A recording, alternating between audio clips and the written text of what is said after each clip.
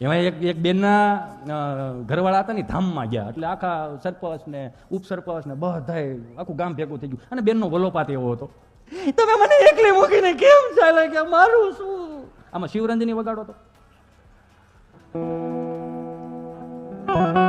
એટલું બધું ને, ધીમે ધીમે તકલીફ અહીંયા પડે બેબી, ધીમે ધીમે ધીમું ધીમું હાવ આવું આવા ગાંડા નથી કાઢ્યા એટલે કહું. પણ તમે મને એકલી મૂકીને કેમ ચાલ્યા ગયા. આ છોકરાઓને હું કઈ રીતે મોટા કરીશ, આનું શું થશે. તે ઓલા નવા નવા સરપંચ બન્યા હતા ને એ કીધું, બેન બેન ચિંતા ચાલુ રાખ મારી બેન, ચિંતા કરીમાં બેન, તારો ભાઈ બેઠો છે બેન, ચિંતા કરીમાં.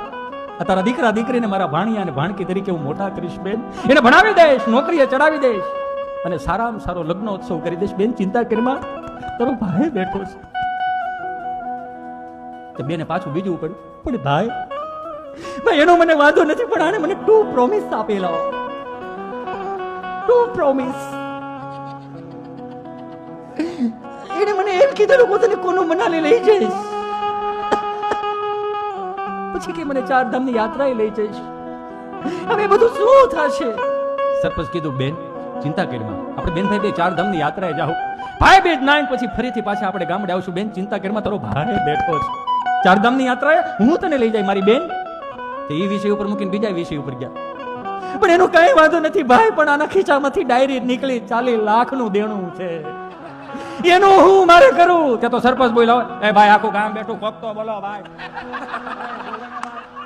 બધી જવાબદારી હું લઉં ભાઈ, હજી તો એકેય સરકારમાંથી ગ્રાન્ટ હાથમાં નથી આવીને ભાઈ, તમે લોહી પીતા અધરો અધર આ બધું કરું, એક કોક તો બોલો ભાઈ,